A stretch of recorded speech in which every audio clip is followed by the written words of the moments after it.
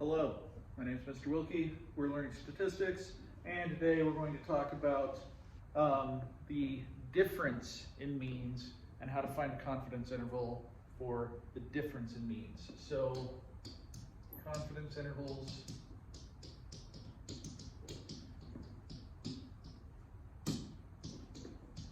for U1 minus U2, the difference in means. All right, so let's talk about how to do it, what we're going to do. We'll formalize it, we'll do everything, and see what happens. So step one obviously is going to be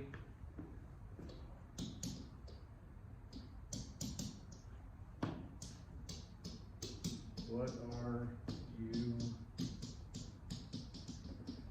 looking for? So you need parameter, which is the difference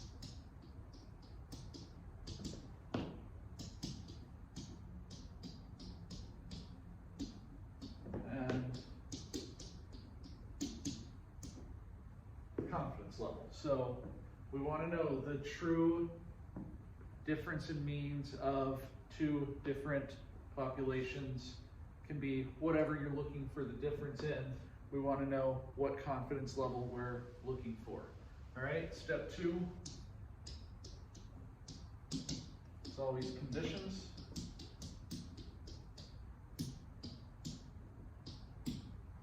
It's the same conditions as always. So what are the conditions always? Random.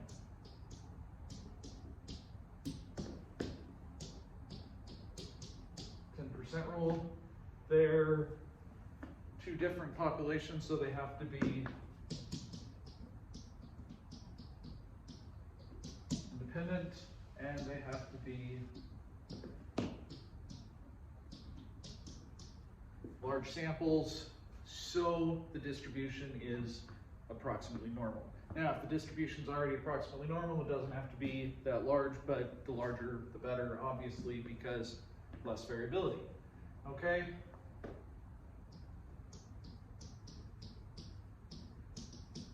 This will be a 2 sample T interval. Now, can we do a 2 sample Z interval? Only if sigma is known. If sigma is unknown, we use T, right? Okay, so that's step 2.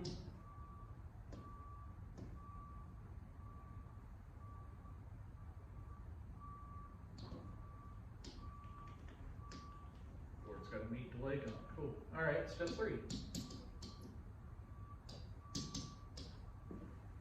Step 3 is always we do our inference, right?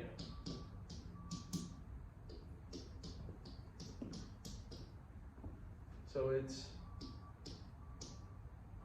always the statistic, which is x bar 1 minus x bar 2, plus or minus the critical value, which is t star times the standard deviation of statistic. Now, we're combining two, they're independent, so we can't add standard deviations, we have to add variances, right? So it would be, instead of sigma 1 and sigma 2, we're using S1 squared over N1 plus S2 squared over N2. Now, how are we going to find degrees of freedom? Okay, that's a great question. So,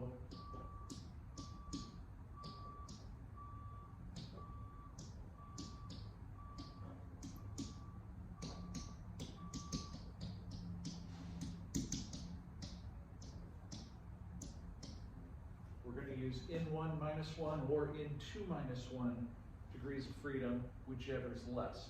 Now, this is what we call the conservative method for finding degrees of freedom.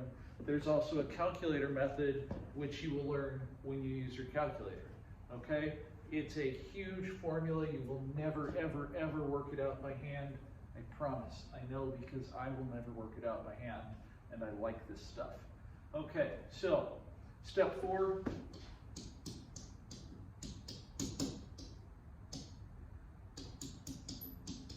Interpret.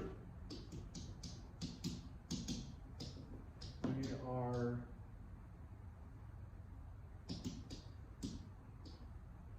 Z% confident the true difference in population means is between whatever we got in step 3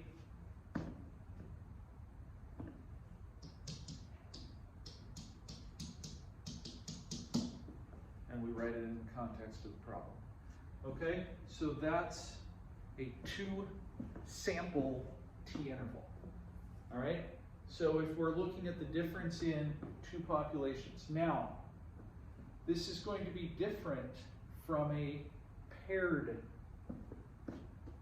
t-interval. Do you guys remember learning about matched pairs? Matched pairs was when what happened? Everybody got the same thing, just in different orders, right? So if we wanted to do a paired t-interval,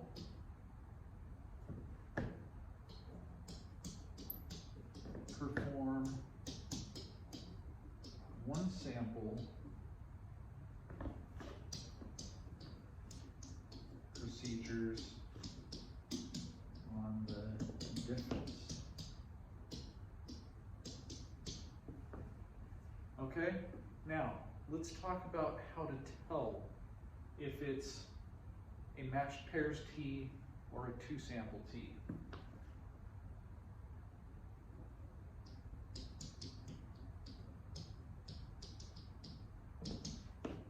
So in a matched pairs,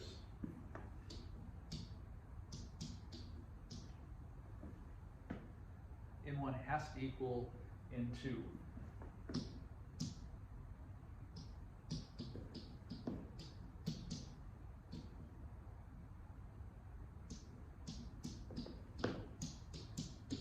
In a 2-sample, it doesn't have to be equal. It can be, but it doesn't have to be. So if you see N1 and N2 are different, you automatically know it's a 2-sample. Okay? So a matched pairs is when everybody gets both. Okay? So we'll do a couple different things. We'll talk about which is different, and we'll do 4-step inference for both. Okay? So let's say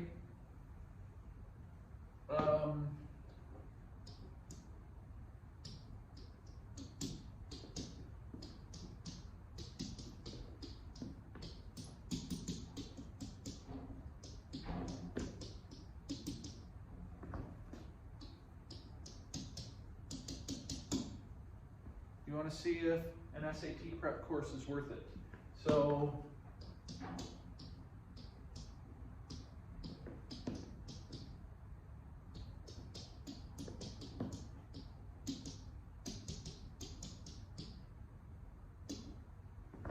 the same group of students takes a pre-test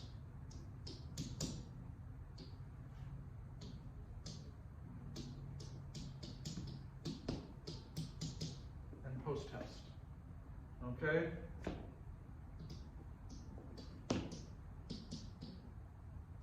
We want a confidence interval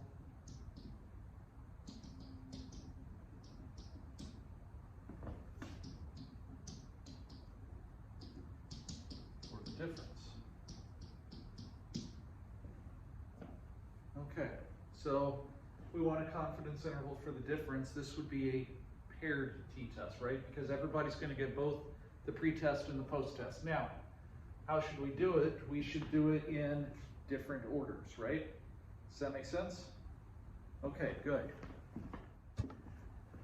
So now, what if we had two different diet and exercise regimes. Okay, so we want to see which one works better. So we're going to get a sample of volunteers who want to lose weight.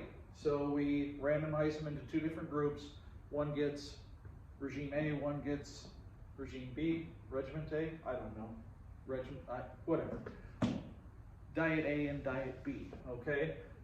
We're going to compare the mean weight loss for each group.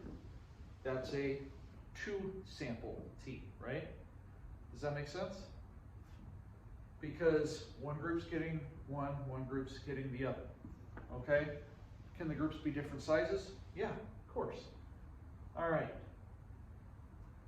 So do we want to try an example? All right, let's try an example. Let's, I'm going to put in some amounts of weight lost into the calculator. So I'm going to take a quick break, flash to the calculator, and we'll see how things are going. Okay, so let's go to our calculator and see what we've got. So on my edit screen, there we go. We've got the weights of, so this one has 45, this one has n equals 50, okay? So this is the amount of weight lost following the exercise plan, diet plan that we have, okay? So we want to see which one is better, or if there's a difference, right? We want to see if there's a difference in the two, so we're going to do a confidence interval between them. So if I wanted to do two variable stats, that didn't do it. I'm going to use the calculator over here since it always works better when I'm over here instead of trying to use the touchscreen. So if I wanted to look at one variable stats for L1,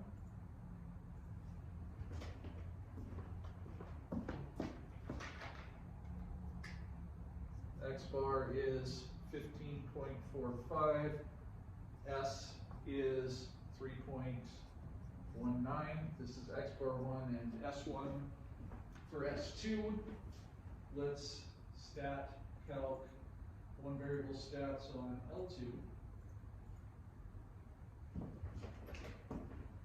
X bar 1 is 21.23, S1 is 5.77. Now, clearly, sorry, this is X bar 2. Diet plan 2 worked better than diet plan 1, right? Diet plan 2 worked better than diet plan 1 by about, what, almost 6 pounds more lost on average. However, could that have been just due to chance? Maybe. Let's do a confidence interval for the difference and see how that looks. So we're going to take 21.23 minus 15.45, right? 21.23 minus 15.45. This will be easier if we go back to our regular screen. So I'm going to do that. And here we go. So let's do our confidence interval. So our step 3 would be 21.23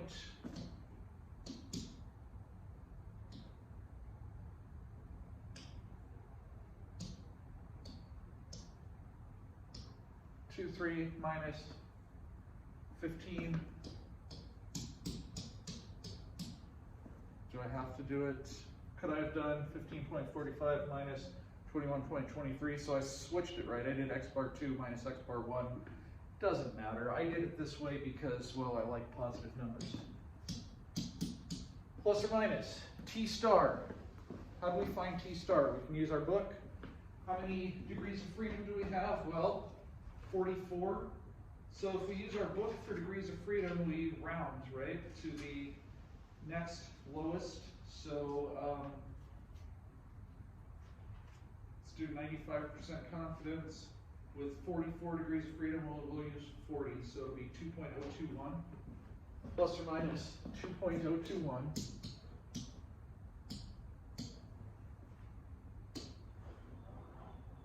times 5.77 squared over 50 plus 3.19 squared over 45. We're going to work that out, and we get 3.90 to 7.66.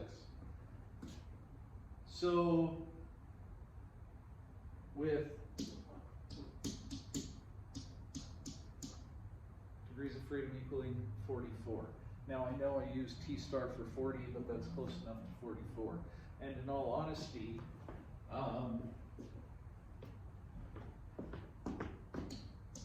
did it on the calculator. So degrees of freedom were 77.96. Told you, it's a formula you do not want to use, but when you do it on the calculator, you'll see how that works. Okay, so if you wanted to do this on the calculator, you just hit stat, go to tests. I think a 2 sample T interval is the 10th one down, so find that, plug everything in. I had it in my list, so I used L2 and L1, so it went positive, and I got it. Okay, so step 4, I would say we are 95% confident the true difference in means of our given diet regimens is between, the true mean weight loss is between 3.9 pounds and 7.66 pounds. And that's it, okay? Anybody have any questions?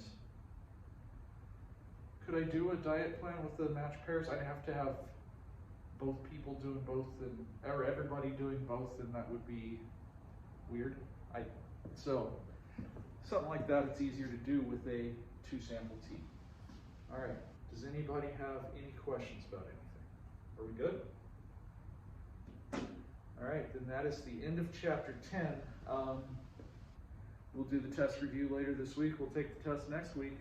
So good luck on that. So thank you guys for listening. Thanks to Witherfall for the t-shirt, and good luck on your test.